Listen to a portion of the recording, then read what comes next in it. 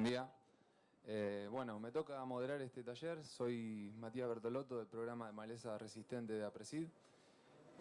La modalidad es parecida a los otros talleres que estuvieron. Van a ser 30 minutos más o menos de presentación y después va a haber un pequeño espacio para preguntas.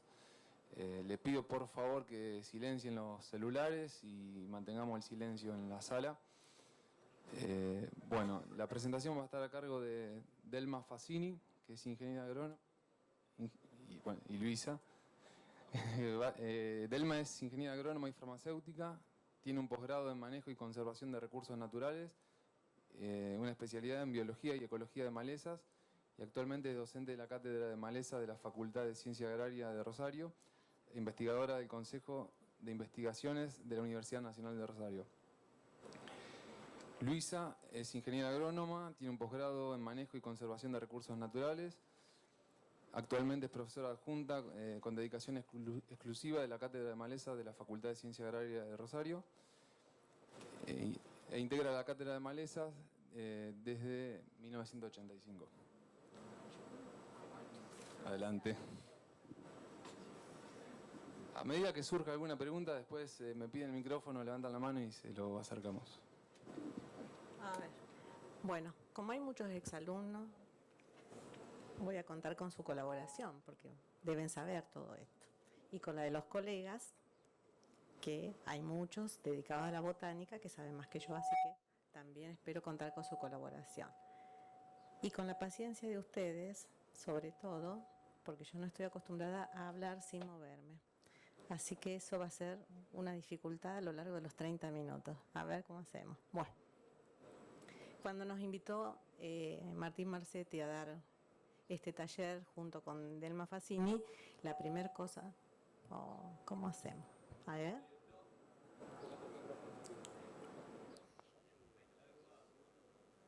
Vamos a tener ayuda. Ese.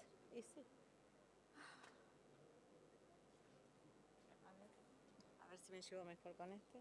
Con este no hay que tocarlo mucho porque si no apagalo, pierdo la... apagalo y voy con este. Sí.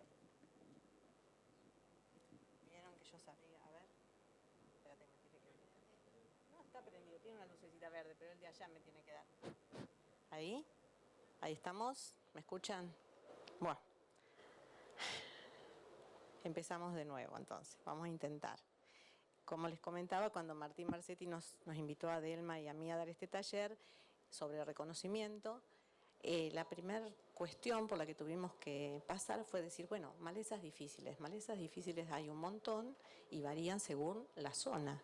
¿Qué malezas difíciles vamos a abordar en una exposición de solo 30 minutos? Entonces, para decidir qué malezas sí, qué malezas no, optamos por tener en cuenta una encuesta que hizo la REM durante los años 2011 y 2012, 2013 en distintas zonas agroecológicas.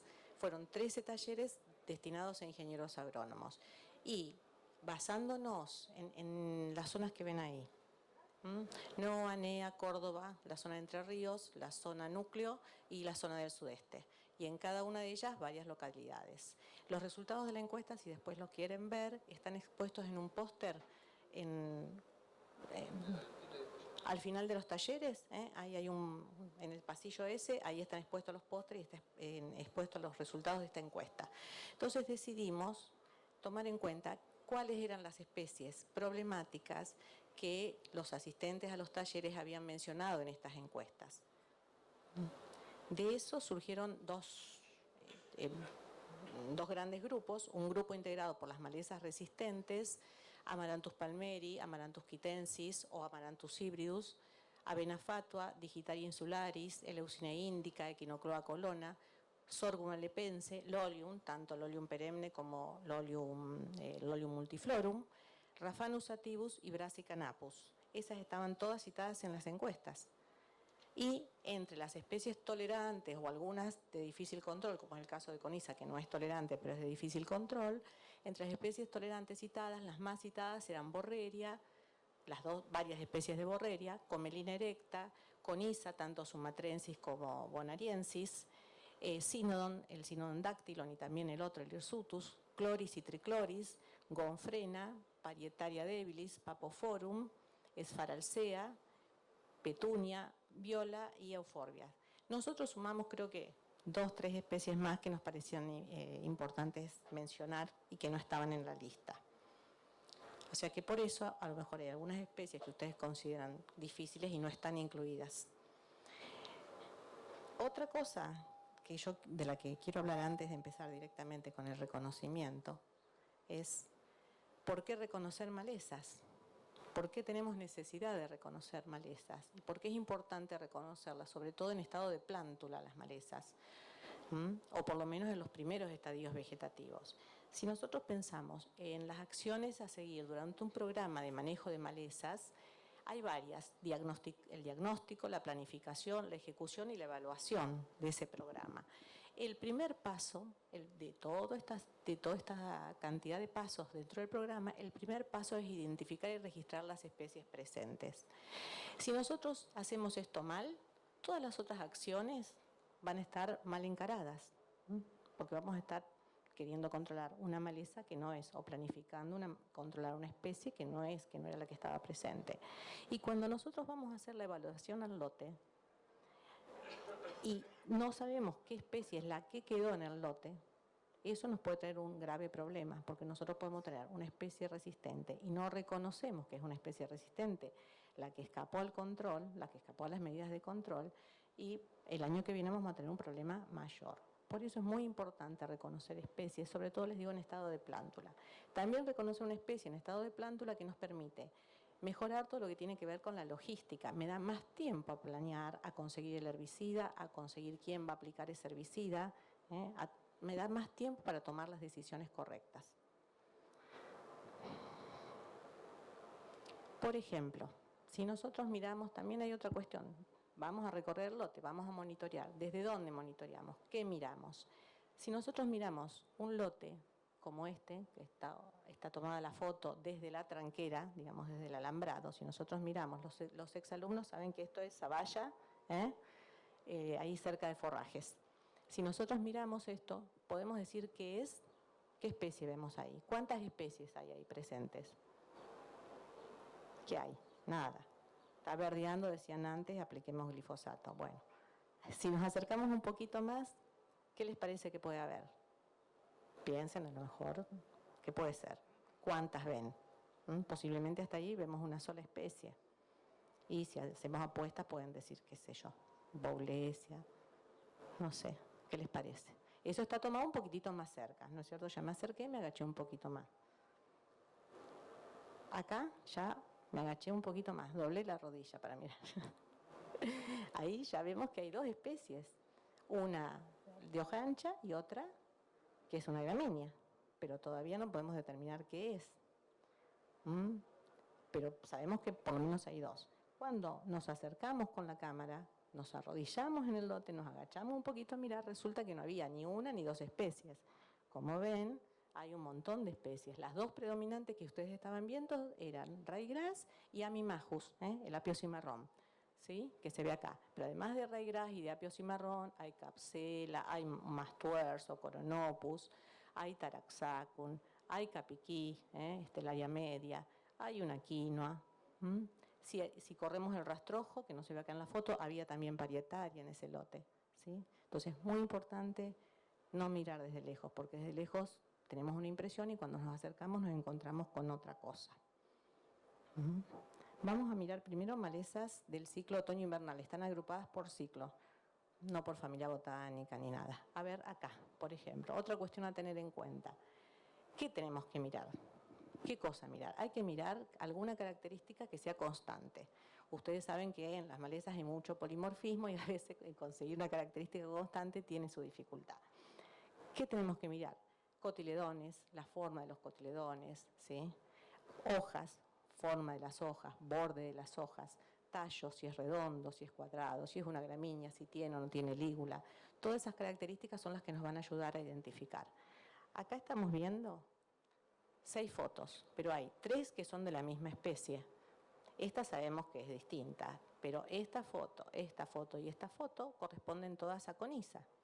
Esta es muy parecida a esta, pero no es lo mismo. Esta es Capsela bursapastoris, y esta que está acá es Gamoqueta sufalcata.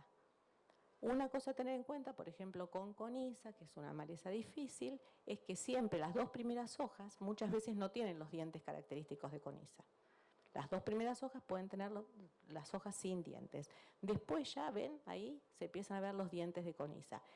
Gamoqueta, por ejemplo, no. Gamoqueta nunca va a tener dientes, ni las dos primeras hojas ni las siguientes. Y esta que vemos acá, que es senecio, este es senecio grisebache, el que estamos viendo, primero siempre va a ser una plantita erecta. Los cotiledones son mucho más alargados, son elípticos, y los dientes que tiene son diferentes, ven que tienen más punta que los de coniza, por ejemplo. A ver qué flechita era. Vamos al revés. Oh, esto va a ser bravo. Bueno, acá vemos, por ejemplo, coniza cuando ya es adulta. Acá es más difícil. Ven que estas dos primeras hojas, cotiledones de coniza, primeras hojas sin dientes. Recién cuando forman la roseta se empiezan a ver los dientes. Una cuestión a tener en cuenta es cuando emergió la coniza, porque en las emergencias primaverales muchas veces podemos encontrar esto, que en vez de formar una roseta, forma una planta erecta directamente, no forma roseta, puede no formar roseta. Entonces ahí la podemos confundir con un senecio, que también forma roseta. No me voy a detener mucho en esta porque la conocen bastante. Vamos a ver las dos conizas. Las dos conizas que hay, especies de coniza hay un montón en Argentina. Las dos más frecuentes en los lotes son Coniza bonariensis y sumatrensis. Coniza sumatrensis, hoja más ancha, Coniza bonariensis, hoja más finita. ¿Qué pasa con los tallos? En este caso, el tallo central, ven, queda ahí, es más corto y las ramificaciones son más largas. En cambio, en sumatrensis, el tallo central es más largo, ¿sí? Otra cosa a tener en cuenta, ven esta foto, las dos tienen la misma altura, pero es distinto el estadio. Coniza bonariensis tiene un ciclo más corto, florece antes y termina su ciclo antes, y sumatrensis tiene un ciclo más largo, florece más tarde y tiene una altura superior, en ese momento. En el momento de floración, una planta mucho más alta que bonariensis. ¿Alguna cosa que me estoy olvidando, Delma, porfa? ¿Me olvido de algo? Bueno. Las conizas, les aclaro, porque hay un problema con cómo definimos las cosas, no son tolerantes. No podemos hablar de tolerancia en coniza, tenemos que hablar de una maleza de difícil control, pero no una especie tolerante, porque si la coniza se controla en el tamaño adecuado de roseta, se puede controlar adecuadamente. Si no la controlamos en el estado de roseta, es porque ahí tenemos un problema de que está evolucionando a resistencia, ¿sí? Pasando a otra especie, también una especie tolerante que ustedes conocen, esta que está acá, Parietaria debilis, yuyito de la pared. ¿Con qué podemos confundir a Parietaria, que es tolerante, con otra que es susceptible y que es capiquí?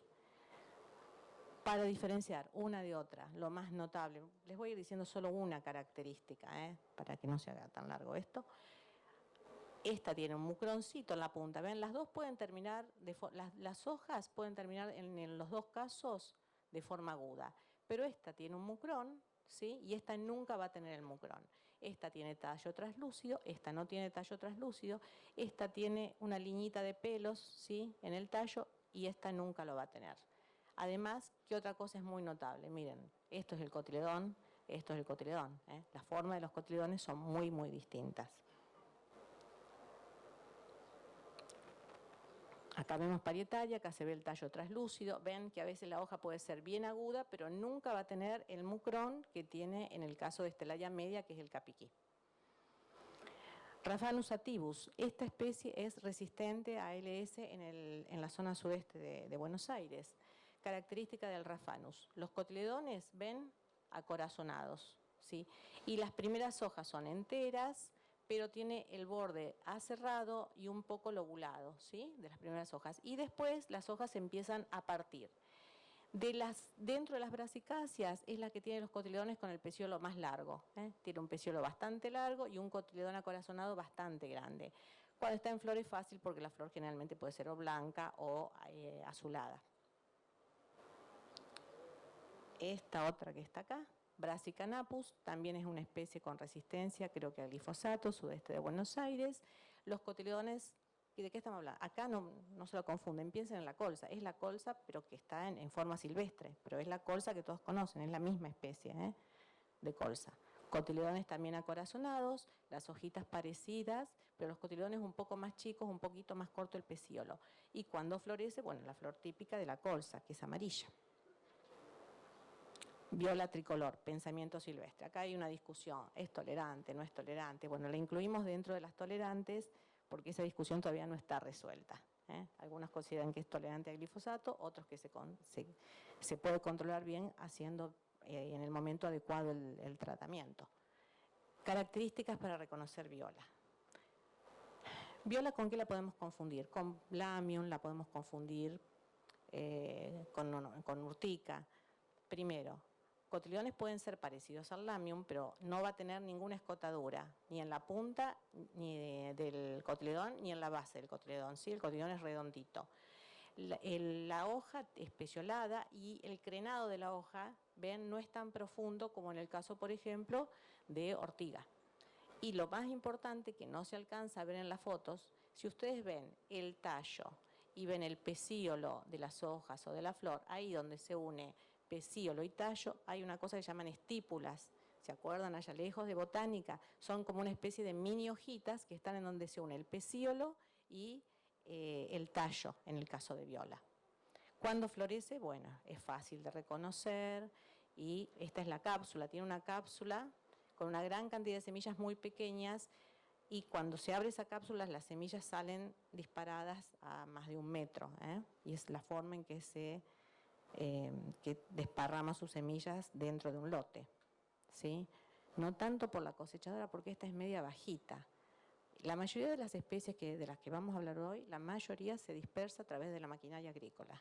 Entonces, para controlar este tipo de especies, cuidar lo que hacemos con la maquinaria, cuidar lo que hacemos con la cosechadora, es muy importante.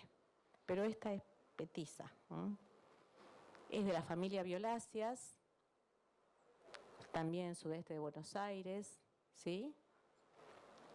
Otra de la misma familia es Ibanthus parviflorus, violetilla. Si acá hay algún entrerriano, la debe conocer, al Ibanthus. También es una violácea, o sea que es prima hermana de viola, pero es muy distinta. Fíjense, la forma de los cotiledones son mucho más cuadrados y sí tiene una escotadura ahí en la punta. Y las hojas son mucho más alargadas. La flor es como la de la viola, pero mínima, mucho más chiquitita, como si fuera una flor de pensamiento en miniatura. Pero sí va a tener la característica de las estípulas, eso lo va a seguir teniendo, y el tallo es cuadrado. Y tiene mucho polimorfismo, podemos encontrarnos plantas con hojas grandes y de mayor tamaño y plantas muy peticitas y con hojas muy pequeñas. ¿Están todos muy callados? Después van a preguntar. Petunia axillaris es otra de las especies tolerantes que fue citada en la encuesta. Petunia. Bueno, no hay mucha característica en petunia así marcada. La ven y la conocen, es así con petunia. Cotiledones redondos, las hojas tienen un pecíolo muy breve, tienen mucha pilosidad y si ustedes tocan la hoja de petunia es como pegajosa. Tienen como la tocan y tienen como una sensación que es una hoja media pegajosa, ¿sí? Esta también hay discusiones sobre si es tolerante o no, pero está citada como de difícil control. No les describo la flor, porque me parece que ya la conocen cuando son grandes, las plantas ustedes las conocen, la dificultad es conocerlas cuando están en estado vegetativo. Forma una roseta, perdón. Los que conocen enotera o los que conocen nicotiana o otras especies pueden confundirla con petunia, la verdad. Para conocerla, no confundirla con enotera, flor de la noche, esta tiene pelos y enotera no. Con nicotiana la cosa es más difícil, hay que mirarlas a las dos juntas hasta que aprendemos a diferenciarla. Un poquito más grande la hoja de nicotiana que la de petunia. Cenecios, bueno, cenecios hay un montón en el país, también está citado como una especie tolerante. Nosotros pusimos, ¿me tengo que apurar? Bueno, Dios, cenecios. Esta foto, hay un libro que es del ingeniero César Bianco y Teresa Kraus, de la Universidad de Río Cuarto, de donde es esta foto, tiene muchas fotos muy buenas de plántulas. Me olvidé de mencionar que muchas de las fotos que estoy mostrando, yo puse la cita ahí, media chiquita, debajo de cada una. Algunas son nuestras, otras son de ASB, que tiene una página web con muchas fotos de malezas que pueden consultar, y el libro este de Bianco, que también es muy interesante para consultar, de los que me acuerdo ahí en este momento, ¿no? Bueno, senecio, como ya les dije antes, cotiledones elípticos. La hoja, ven, con estos dientes bien en punta, distinto a coniza. Generalmente el en vez de la hoja de color violáceo, muy pilosa, ¿sí? Y ven que los dientitos, ven, son los dientes parecidos a los alumnos les digo, parecido al cuchillo tramontina, para que se acuerden y asocien con algo. La flor típica de senecio y la planta de senecio que ya de entrada es erecta, no forma roseta. Este es otro senecio que hay en Córdoba. La plántula de este senecio, ven, son muy parecidas, tienen menos dientes, los cotiledones un poquito más grandes, pero miren la planta, nada que ver. Senecio argentinus, muy difícil de controlar, hojas con muchísima pilosidad grisácea y muy, muy partidas. Lolium multiflorum. Raigras, ¿qué característica tiene? Tiene, además de lígula, aurículas. Y si miramos el corte del tallo, en el caso de Lolium multiflorum, el tallo es convolutado, ¿sí? Si estuviéramos mirando el raigras perenne, entonces esto sería conduplicado, ¿sí? Como si fuera un librito, ¿sí? Esa es una de las diferencias a nivel vegetativo de los Lolium. A nivel de las espiguillas, Lolium multiflorum tiene arista, mientras que el perenne no tiene arista. Estas especies se hibridan, entonces lo que podemos encontrar en el campo son un montón de formas intermedias, que por ahí nos pueden confundir. En el sudeste de Buenos Aires hablan directamente en este momento de Lolium. Son especies resistentes a graminicidas, a ALS, a glifosato, tanto un Lolium como el otro. ¿Alguna aclaración, Delma? No. Avena fatua, bueno, esta no tiene aurículas, tiene lígula y realmente en estado vegetativo es bastante difícil de diferenciar. Ya cuando se ve la inflorescencia, para distinguir de la otra avena, tiene una arista, ven, como doblada, ¿sí? Geniculada, ¿sí? Tiene la arista esta así doblada y un color café que la distingue de la avena sativa, que es la avena cultivada. También es una especie resistente. Y llegamos. ¿Cómo estoy con el tiempo? Mal. Ahí. Vemos ahora las malezas de ciclo primavera-estival. Si estuviera en clase les diría, ¿alguna duda hasta ahora? Bueno, Cloris, la gran preocupación del todo el mundo. Cloris hay un montón de especies en el país. Las dos que más nombrados últimamente son Cloris virgata, que es una especie anual, hay Cloris anuales y hay Cloris perennes, Cloris virgata y Cloris ciliata.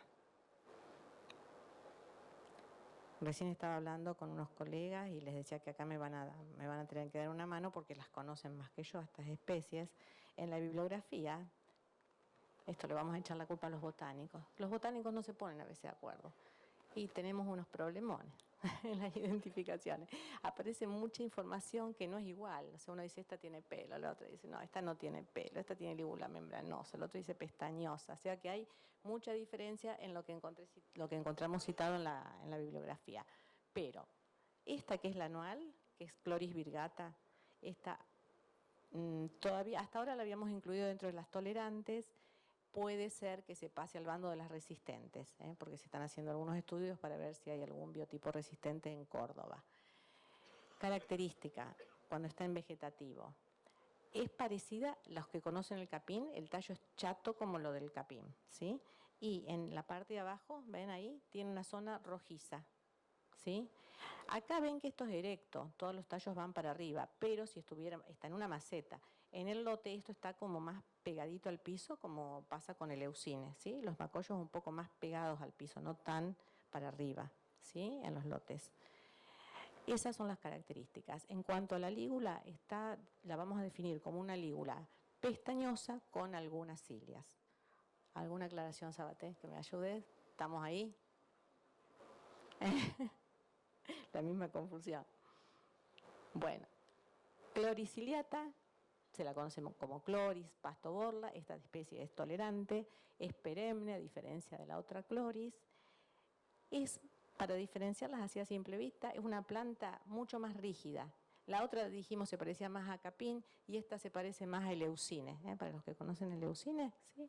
Esta es más parecida a eleucine. Es una plantulita mucho más rígida. Si uno la toca, no se dobla tan fácil como la Chloris virgata. En cuanto al estado adulto, es mucho más alta, ¿sí? Tiene muchos más macollos que la otra. Hay una diferencia en las cloris, en las temperaturas también que necesitan para germinar. Entonces en el lote ustedes van a ver que generalmente la que aparece primero va a ser Chloris virgata porque germina con temperaturas más bajas, y Chloris ciliata necesita un poco más de temperatura para germinar y aparece en el lote posiblemente un poquito después. Crece más lento también, o sea, la perenne crece más lentamente y después empieza a aumentar su biomasa en Chloris. En cambio la otra, que es anual, aumenta su biomasa más rápidamente al principio. No les dije algo de la otra Chloris. Perdón, a ver, chiqui. Que ahora se los muestro. Miren acá, en esta foto se ven las aristas, ¿sí? Son más largas que en esta, que es Chloris ciliata. Chloris ciliata en cuanto a la lígula es mucho más pilosa, o sea, tiene una lígula pestañosa muy chiquitita con muchas cilias. Parece que prácticamente estuviera reemplazada por un anillo de pelos. Y en cuanto a la inflorescencia, ven, la arista, ¿sí? Es mucho más corta que la de la Chloris virgata, ¿sí? Hasta ahí vamos con las Chloris, más o menos. Algunos son pequeñas ayudas para diferenciarlas. Trichloris pluriflora. Una cosa que habrán visto en las Chloris es que en la inflorescencia todas las espigas cuando son adultas salen del mismo lugar, ¿sí? Volvamos para atrás. Esto se hace así en clase y lo estoy haciendo hacia acá. ¿Ven? Todas salen de allí. En cambio, en el caso de Trichloris, no. ¿Ven? La ven desde lejos mucho más pilosa y ven que no salen todos del mismo lugar. En estado vegetativo, ¿qué podemos decir de Trichloris? La vaina puede o no tener pelos, y en cuanto a la lígula, es una lígula muy pequeña, ¿sí? Apenas una pestañita muy chiquita, y tiene pelos, pero los pelos los tiene en la zona, o sea, en la lámina, en la zona de la lígula. No ahí en la lígula misma, sino en la zona de la lígula tiene los pelitos. Ya sé que ahora me...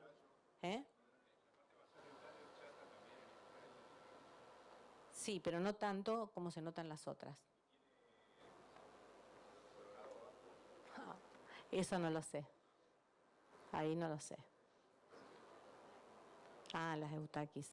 Bueno, la que es chata, y muy, muy chata, me hace acordar de Elma, no es tanto Trichloris, sino el género Eustaquis. Hay 3 géneros que se confunden, que son Chloris, Trichloris y Eustaquis. La Eustaquis muy, muy chata, está la hoja doblada, está la nervadura central y la hoja está doblada así en la nervadura central. Es la más chata de todas, Eustaquis. Y se parece, por ahí, se la confunden con Trichloris. Y tiene esa coloración media rojiza que usted me dice en la base. Bueno. Trichloris. Sabaté, ¿alguna aclaración más de Trichloris? Perdón, no voy a salir, pero bueno. No, como le decía, yo no sé mucho, sé quién sabe, no sé si Karina te animas a decir algo o no. Bueno, básicamente también en la estructura de la flor, los Chloris tienen una sola arista, mientras que los Trichloris son Trichloris porque cada estructura floral, cada gluma y cada palea tiene 3 aurículas, ¿no? Perdón, no aurículas. Gracias. Bueno, para los que están afuera, que yo me corrí, perdón, lo que me decía acá el colega es algo que me olvidé de mencionar, que a nivel de la flor, Trichloris tiene una sola arista, Chloris tiene una sola arista, en cambio Trichloris tiene 3 aristas, una más larga y 2 más cortas. Y en el caso de Eustaquis no tiene aristas. Pero bueno, como ven, son 3 géneros que estamos conociendo y le estamos buscando la vuelta para conocerlos a nivel vegetativo, cuando están en estado de plántula, ¿no? Es difícil. Esta la conocen todas, resistente a glifo, Sorghum alepense, no nos vamos a detener mucho. En este caso lo que tiene, ven, es una lígula membranosa muy notable, ¿sí? Por supuesto que tiene, esta es una plantulita que viene de semilla y que la puedo confundir también con capín. Una forma de diferenciar sorgo de capín: sorgo tiene una lígula membranosa importante y capín no tiene lígula. De sorgo no vamos a decir mucho porque la conocen, creo. Echinocloa colona es otra especie resistente. Como dije antes cuando les mostré sorgo, acá no hay lígula presente. Sin lígula ya sabemos que estamos hablando de capín. Ven que en esta foto se ve que es chatita como son las cloris, ¿sí? Pero es diferente. Miren, cuando ustedes las vean 2 o 3 veces en el campo las van a conocer. No es que haya una diferencia así que diga esto es así, pero ven que las hojas están dispuestas diferentes, ¿sí? Hay 2 especies de Echinocloa. Esta, que es Echinocloa colona, tiene la característica muchas veces, no todas las echinocloas, pero hay un biotipo que tiene la característica de tener estas líneas transversales de color púrpura. Para diferenciar esta echinocloa de la Echinocloa cruzgali en estado vegetativo es prácticamente imposible, porque la diferencia es que esta tiene la vaina abierta y cruzgali tiene la vaina más cerrada. Es la única diferencia en estado vegetativo, imposible. Ahora, si están reproductivos, sí, porque en este caso Echinocloa colona no tiene aristas y Echinocloa cruzgali sí tiene aristas. ¿Algo que me olvide, Delma? Bueno.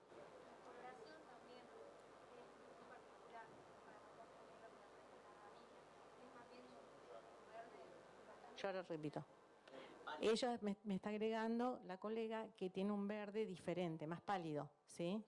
Es un verde más pálido, que eso también ayuda a diferenciarla de las otras gramíneas. Gracias. Las rayitas, sí. Colona, hay un biotipo en Tucumán que en Tucumán es muy común, sí. Blanca, sí. Y en otros lugares es común que aparezca esa raya color púrpura. Bueno, ¿cómo andamos? Esta es una especie, Digitaria insularis. No la teníamos, pero llegó, entró aparentemente por el NEA, por Paraguay, mucho más rápido. Bueno, bueno, Digitaria insularis, como les digo, es una especie también con resistencia, característica de, ¿con qué la podemos confundir? Con la Digitaria sanguinalis. Cuando es chiquita, cuando es grande es totalmente distinta, es una planta erecta, tiene una panoja notable.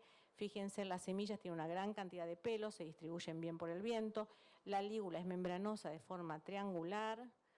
La planta es mucho más rígida, ven, bien paradita, que es distinta a la Digitaria que nosotros estamos acostumbrados a ver. La Digitaria sanguinalis tiene el limbo más ancho, termina en punta, pero esta termina en una punta mucho más marcada que la Digitaria, que el pasto cuaresma que conocemos. Si nace con esa forma, el otro día dijo un colega, con esa forma de cucharita que nace, ven, también emerge igual que la Digitaria sanguinalis, ven, pero la hoja termina mucho más puntuda. A nivel de plántula no hay mucho más. Sí, cuando es grande la van a ver. No, es alta. Tendrá 1 metro y pico. 1 metro y pico, 1,50 m. La que llevamos a la facultad yo mido 1,60 m, era casi mi altura. Hay en la zona nuestra, ya la zona de Roldán, hay. Bueno, Digitaria sanguinalis, ven, como les dije, tiene mucho más pelo en el limbo, que la otra no tiene tanto esa pilosidad en el limbo, lo tiene más en las vainas. Esta tiene es más pilosa ahí y es más ancho el limbo.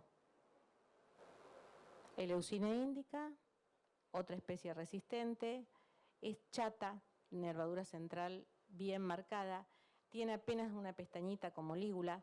Si la miramos de cerca, no tiene pelos sobre la lámina, sí tiene cilias en los bordes de la lámina. Y tiene, bueno, la inflorescencia típica de Eleucine. Hay otra Eleucine que es Eleucine tristachia, que la conocemos porque tiene solo 3 o menos espigas en la inflorescencia. Esta la conocen, pero eso es más rápido. Urocloa platifila, que no la vamos a mirar mucho, pasto bandera, una lígula apenas presente, ¿sí? Y la hoja siempre en relación al tallo perpendicular, ¿sí? En 90 grados. Y no está se me perdió una Eurocloa. No. ¿Me habrá quedado oculta? Bueno, se podrá, del que está pasando la presentación, se fija si no hay oculta una diapositiva ahí, que es el pasto crespo, que está antes que esta. A ver, ¿se podrá ver? Bueno, quedó ahí perdida. Bueno, les comento, en la zona de Córdoba, Diego Ustarroz está por ahí. Bueno, si estuviera Diego, la conoce muy bien porque hizo su tesis en esa especie. Eurocloa platifila, pasto crespo, perdón, ay, ya, eso es el viejazo. Cuando me apuro, para eso la tengo a Delma, que es más joven que yo. Panicoides, Eurocloa panicoides. Les comento, no tengo la foto, pero si la estuviéramos viendo, veríamos que este borde es muy ondulado, mucho más ancho, muy ondulado y tiene muchísimos pelos en el tallo. Eso es lo que les puedo decir de Eurocloa panicoides, que también es una especie resistente. Perdonen, la perdí en la presentación. Cynodon, hay dos, el Cynodon dactylon, que es el gramón que todos conocen, y hay uno que es resistente, que es Cynodon hirsutus, también en la zona de Córdoba. Diferencias entre los dos Cynodon. Gramón tiene rizomas y tiene estolones. En cambio, Cynodon hirsutus solo tiene estolones. Esa es la diferencia principal. El tema de los pelos, bueno, es más complicado. Cynodon tiene menos pilosidad, ¿ven? Y hirsutus tiene mucha más pilosidad. Pero para estar seguro, yo miraría eso, si tiene o no rizomas la planta. Acá estaba, ¿ve? La tenía corrida. Eurocloa panicoides, acá está, ven, pasto crespo, los que les decía, más ancha y muy ondulado el borde. ¿Ven? Y muy peluda, ¿ven? Los pelos. Para los botánicos deben estar todos agarrados de la cabeza por mi terminología. No estoy usando una terminología botánica, estoy usando una terminología absolutamente común para que todos me entiendan.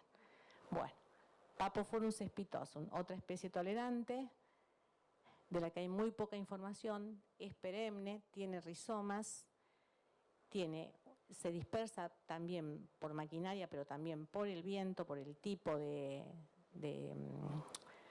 panojita que tiene, ¿sí? Y tiene la lígula, no sé si alcanzan a ver ahí está suplantada por una cantidad de pelitos.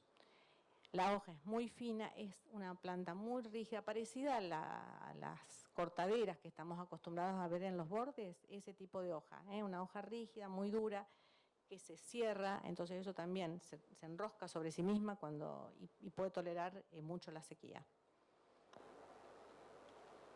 Bueno, las euforbias, no vamos a hablar mucho de las euforbias, también son especies citadas como tolerantes. Euphorbia dentata, miren, no tiene dientes, tiene el cotiledón, acá ven que termina redondito, ¿sí? En cambio, el cotiledón de Euphorbia heterofila termina en punta. Euphorbia heterofila no tiene dientes las hojas, Euphorbia dentata sí tiene dientes las hojas. Recuerden que estas dos especies tienen látex, o sea que si cortan el tallo, eso los va a ayudar. Hay otra euphorbia, que es la Euphorbia davidi, que es muy parecida a la dentata. Amaranthus quitensis, Amaranthus hybridus, Amaranthus quitensis, Amaranthus hybridus, variedad quitensis. Bueno, se trata de la misma especie, no se han puesto todavía de acuerdo los botánicos, hay dos ideas bastante marcadas, algunos dicen que hay que considerarlo Amaranthus hybridus, otros dicen Amaranthus quitensis y otros dicen Amaranthus quitensis, variedad hybridus, y todavía ahí estamos, no se han puesto de acuerdo, pero es la misma especie. Yo, como soy vieja, me acuerdo de quitensis y lo nombro como quitensis. ¿Cómo diferenciamos quitensis de palmeri? A nivel de plántula no hay manera, es muy difícil diferenciar una plántula de quitensis de una plántula de palmeri. Prácticamente imposible, son iguales. ¿Qué diferencias podemos tener cuando está un poquitito más grande? Primero, en el caso de, no se ve bien quizás en la foto, pero el tallo de quitensis tiene pequeños pelos cortitos, ¿sí? Si ustedes lo miran de cerca al tallo, les van a ver que tienen pelitos cortitos. Vamos a hablar de la parte vegetativa primero, ¿no es cierto? Pelos cortos en el tallo. Ambos tienen una escotadura, ya sea quitensis o palmeri, ven, tiene una escotadura acá, ¿sí? En la puntita de la hoja, en el ápice de la hoja. Si es quitensis dentro de esta escotadura, esto lo charlamos bastante con Daniel Tuesca, si era una característica bastante constante o no como para mencionarla. Si es quitensis, acá dentro de la escotadura van a encontrar una espinita, pero una espinita súper pequeña que no sobresale de la escotadura, ¿sí? Queda ahí. Esta espinita puede no estar presente en las primeras 2 o 3 hojas. Así que, bueno, eso hay que tenerlo en cuenta cuando es una plántula, que puede no estar presente dentro de la escotadura esa espinita. Cuando es adulta, ¿cómo se conoce? Bueno, por la panoja. En las panojas de quitensis tienen flores femeninas y masculinas, en cambio palmeri es dioica, vamos a encontrar plantas femeninas por un lado y plantas masculinas por el otro. ¿Cómo ando con el tiempo? Re mal. Bueno, denme 2 segundos que les muestro así, tipo rápido. En el caso de palmeri, ¿qué tenemos que tener en cuenta? El largo del pecíolo, es más largo el pecíolo. En algunas hojas es más largo el pecíolo, pánquenme un poquito más. Es más largo el pecíolo que el limbo de la hoja, que es la lámina. Y lo que les decía yo, ven, esta es una foto de la escotadura. La espinita que tiene la escotadura es mucho más grande y sobresale. Se puede ver más que en el caso de quitensis. Una espinita mucho más grande que sobresale de la escotadura y eso los puede ayudar cuando está en estado vegetativo. Y el tallo no tiene ningún pelo, es totalmente glabro. Vemos inflorescencia femenina e inflorescencia masculina. Pincha mucho más, ven, la inflorescencia femenina pincha mucho más que la del Amaranthus quitensis. No vamos a decir nada de las semillas, Esfaralcea la vamos a pasar, se las paso aunque sea para que las vean sin describirlas. Gonfrena perennis, para diferenciar gonfrena de borreria, bueno, recuerden, gonfrena, tallo redondo, hojas opuestas, esta es la plantulita en cruz, borreria, ¿sí? Tallo cuadrado. Y borreria, recuerden una cosa, tiene estípulas. ¿Se acuerdan que habíamos mencionado las estípulas antes en viola? Esta tiene estípulas. Comelina erecta, bueno, Comelina tiene esta plantulita que es parecida, y acá ya terminé, ¿ven? No me faltaba tanto. Comelina erecta tiene esta plantulita que es parecida a la del maíz, tiene rizomas muy cortos con una gran cantidad de yemas, para diferenciarla de otras comelináceas como Tradescantia. Recuerden que Comelina tiene esta cosita verde que vemos acá de donde sale la flor, la inflorescencia. O sea, la inflorescencia está cubierta por una espata y tiene 2 tipos de semilla. Bueno, dejamos 2 minutitos para las preguntas. ¿Estamos? Bueno, me preguntan afuera.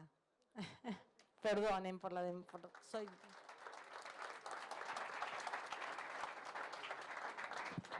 Bueno, muchas gracias. Cualquier duda, bueno, sí, se pregunta afuera. No, ahora acá afuera aclaramos las dudas.